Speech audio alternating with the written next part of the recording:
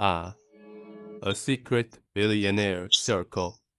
They don't pause global markets for just anyone. They don't freeze trillion-dollar negotiations because of a single name. But that's exactly what happened the moment your existence crossed the threshold of their private intelligence. Three things. A room filled with individuals who build empires before breakfast and collapse nations by noon suddenly shifted their attention to the quiet force. Not because they wanted to, because they had to. Let that sink into your bones before we proceed. These aren't ordinary elites, the kind who pose for magazines and pretend they care about philanthropy. These are the ones who hide behind foundations, who move currency like oxygen, who treat economies like puzzle pieces. And now they are calling an emergency session, not over oil, not over war, not over a collapsing tech sector, but over you. The name they thought was irrelevant. The presence they thought was dormant. The variable they never accounted for. There's a strange tension in the air when power realizes it missed something. A ripple. A disturbance. Something small enough to overlook but strong enough to dethrone. That's how they see you now. Not as a threat in the traditional sense, but as a disruption to their carefully calibrated ecosystem. A ghost they didn't authorize. A quiet force rising through the cracks. You were not in their calculations, yet here you are, bending the edges of their forecasts, warping their predictions, rewriting their assumptions. And because powerful people cannot tolerate unpredictability, they're labeling your emergence as a potential doomsday variable, an unpredictable factor with consequences they cannot fully quantify. That alone is enough to make them gather behind locked doors under the guise of philanthropic strategy, while their private networks pulse with coded alerts about the anomaly shaping itself beyond their influence. Yes, you, the quiet force, the one who wasn't supposed to matter. Picture this scene with clarity. A boardroom hidden above the skyline, windows tinted to prevent satellite surveillance. The kind of place where nobody breathes until the chairman signals permission. Each seat filled with names the world never hears but feels every day. Those who own supply chains, manipulate elections, redirect oceans of capital with a single gesture. And at the center of the table rests a single encrypted dossier, stamped with a warning label usually reserved for geopolitical destabilizers. Inside that dossier, not a terrorist, not a rogue state, not a financial rogue algorithm, just the unassuming trajectory of the quiet force was supposed to remain invisible. They didn't predict your resilience. They didn't predict your survival. They didn't predict the way you convert setbacks into strategy. They certainly didn't predict your ability to move through life without leaving desperation or dependence in your wake. They didn't see you coming, and now that you're here, their entire hierarchy trembles because unpredictability at your level is the enemy of control. Here's the dark humor in all of this.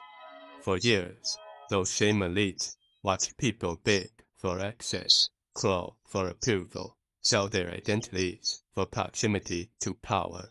Meanwhile, you were minding your own existence, walking through storms without spectacle, refusing to compromise your integrity, even when it cost you more than it should have. You weren't trying to join their system. You were surviving outside it. And that's what terrifies them. Because people who survive outside the system cannot be controlled through the system. Their networks are built on leverage, on knowing what someone fears losing.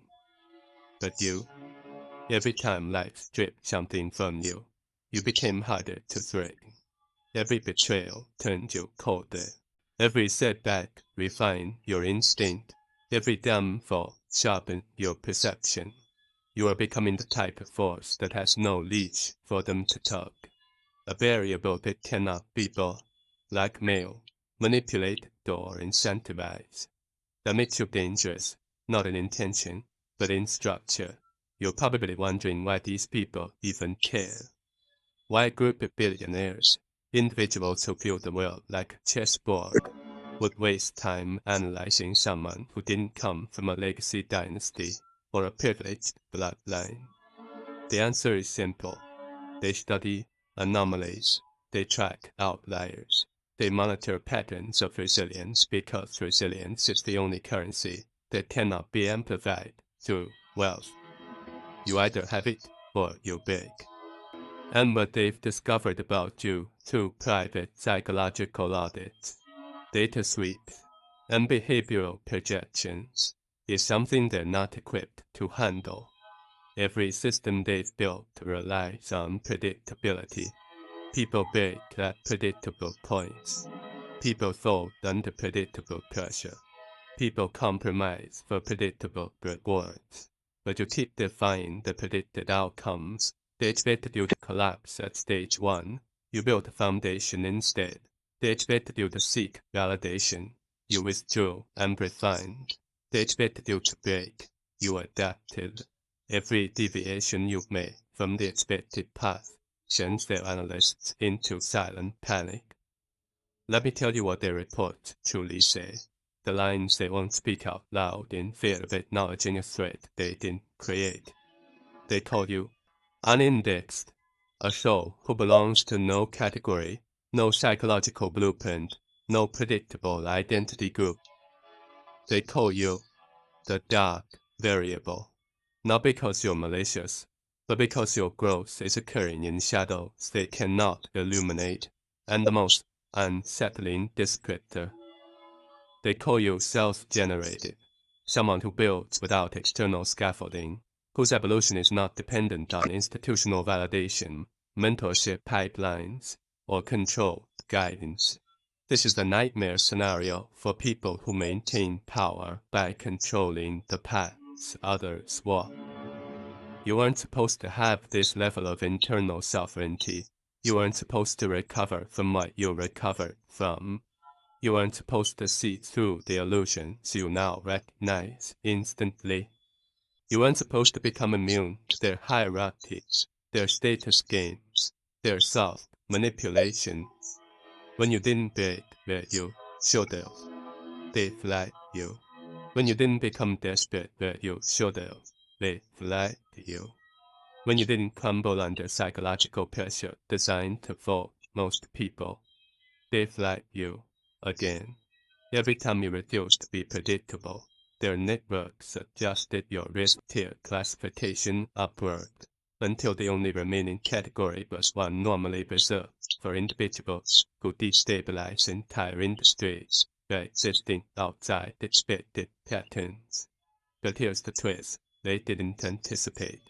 Your rise isn't fueled by ambition, it's fueled by necessity. You didn't climb because you wanted applause. You climbed because standing still meant destruction. You didn't evolve because you wanted recognition. You evolved because stagnation was a death sentence. This is evolution by survival, not by strategy. Had evolution by survival produces something money cannot blueprint, the uncorruptible core. That is the trait their systems cannot defeat. That is the trait their think tanks cannot replicate. Will have to. There it is, the truth they've tried to avoid. Your resilience does not just protect you, it destabilizes them. Because systems built on hierarchy collapse when someone rises in defiance of their hierarchy. This is where the doomsday element enters the conversation. They aren't calling your rise a threat. They're calling it a recalibration event, a point where the world may shift direction because someone outside the predetermined narrative disrupts the script. And billionaires hate unscripted stories. They believe in direction, control, puppeteering.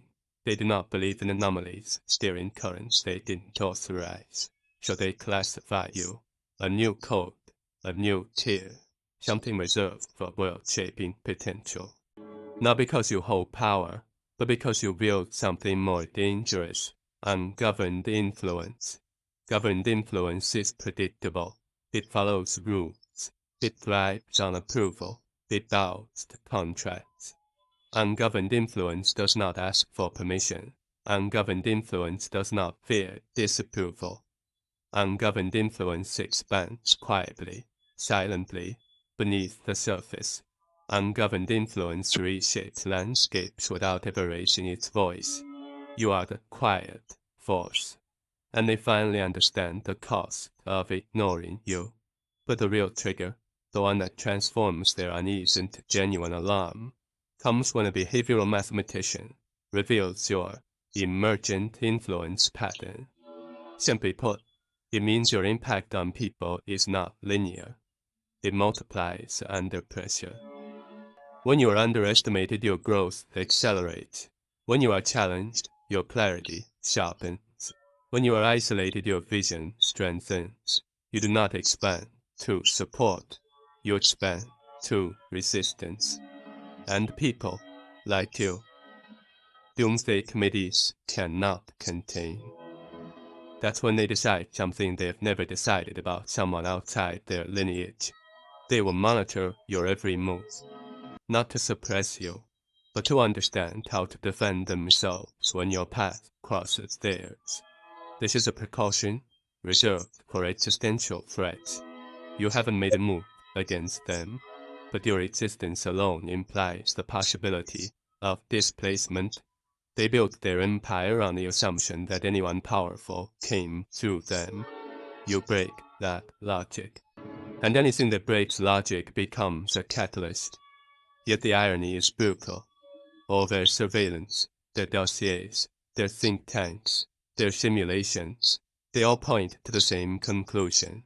You do not seek to overthrow anything. You seek to survive, to grow, to rise without stepping on anyone. But this very neutrality terrifies them. People who don't want power are the hardest to predict because they cannot be bribed with power. This is where a new voice enters the discussion.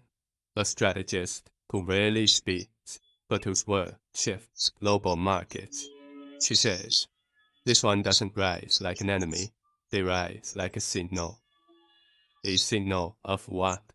That their era is ending, that their hierarchy is eroding, that the age where only wealth shapes destiny is fading. You represent something they thought they eradicated generations ago. Organic ascendancy. Power that comes from scars, not sponsorship. Power that comes from internal evolution, not external grooming. Power that emerges without permission. Their doomsday model now shifts. They aren't planning a strike. They're predicting an inevitability. And that inevitability is the part they fear the most. Because if you do not break, then their long-standing assumption that they alone shape the future breaks instead. And that's the outcome they were never trained to handle. You see, these billionaires built their world on the idea of permanence. They believe their influence is a fixed law of nature, the same way gravity is. They assume everything beneath them must remain beneath them. But your rise is not vertical in the way they expect. It's radial.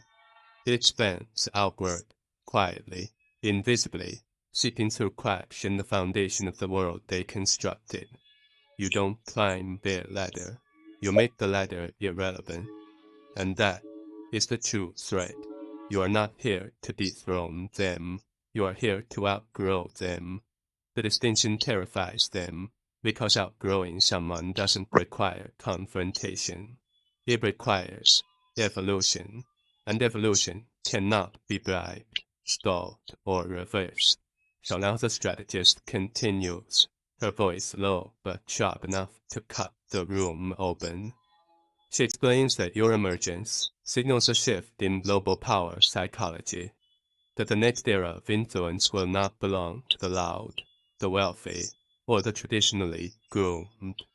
It will belong to the internally fortified, the ones who survived when they shouldn't have, the ones who rebuilt themselves without mentorship, the ones who gained discernment the hard way.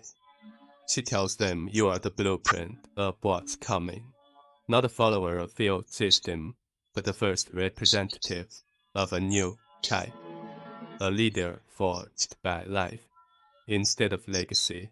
Her briefing strikes them harder than any projected economic downturn, because her conclusion is brutally simple.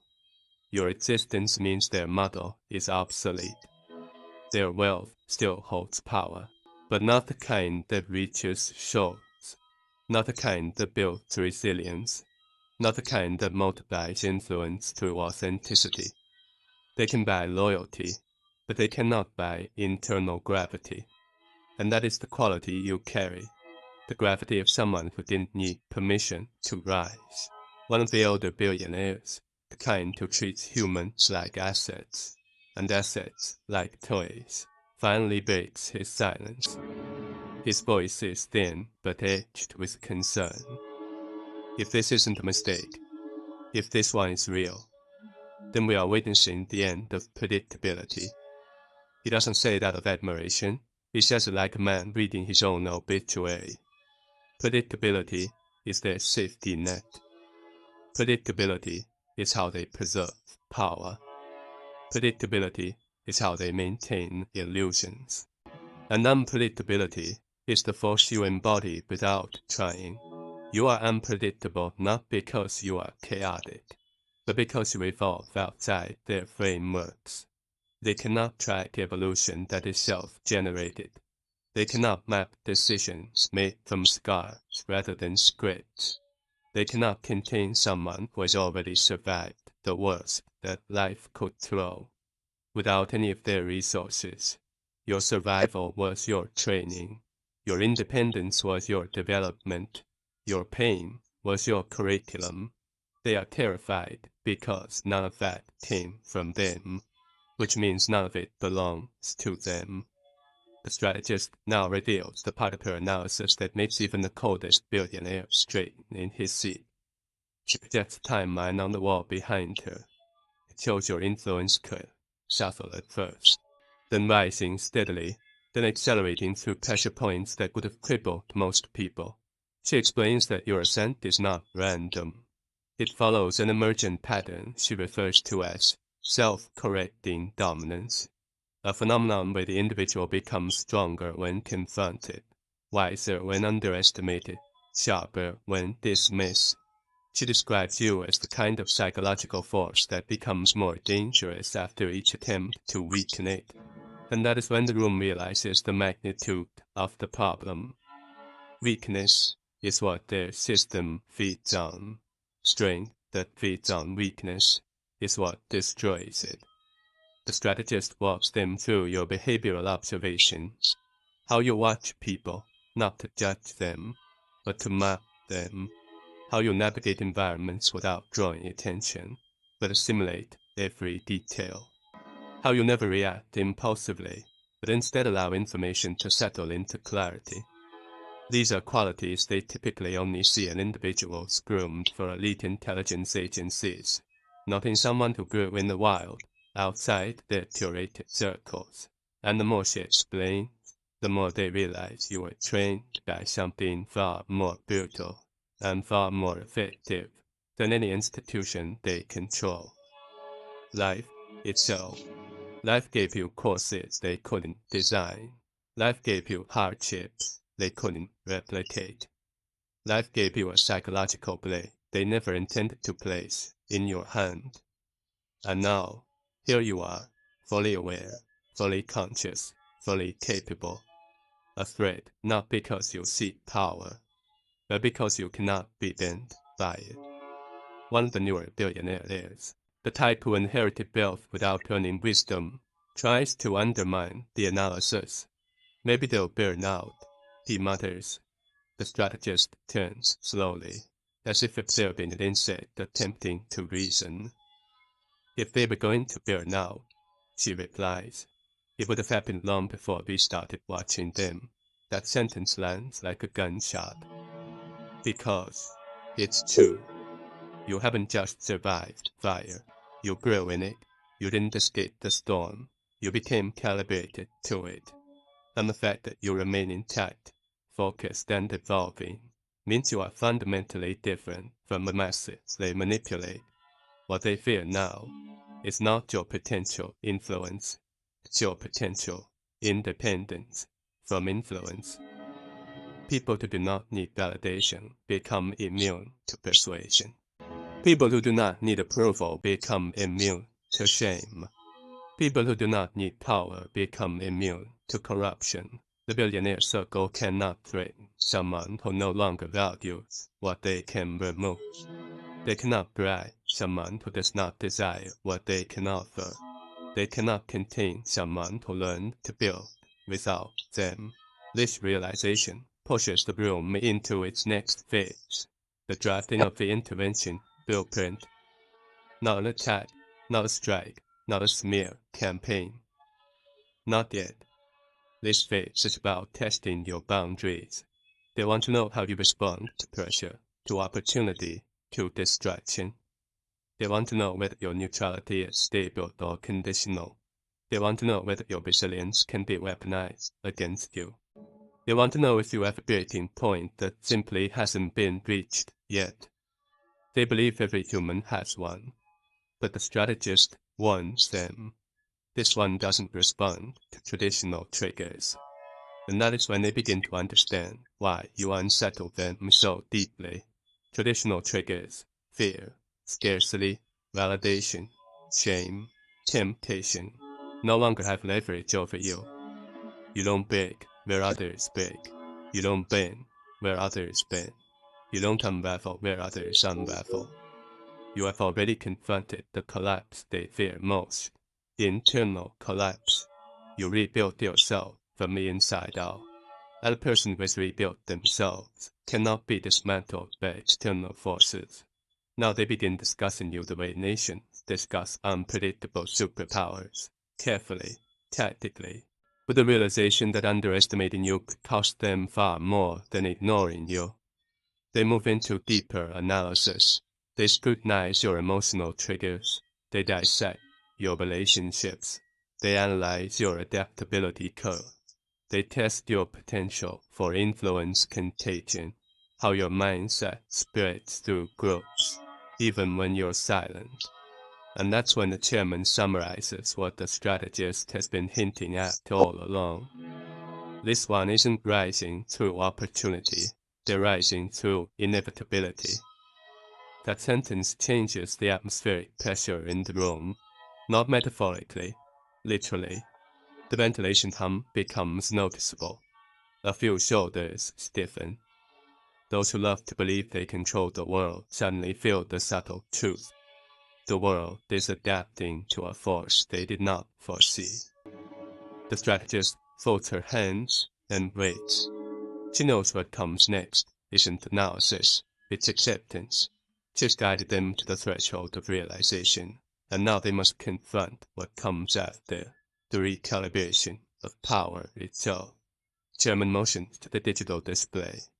Your projected future path appears 3 potential curves: suppression, stagnation, ascendancy.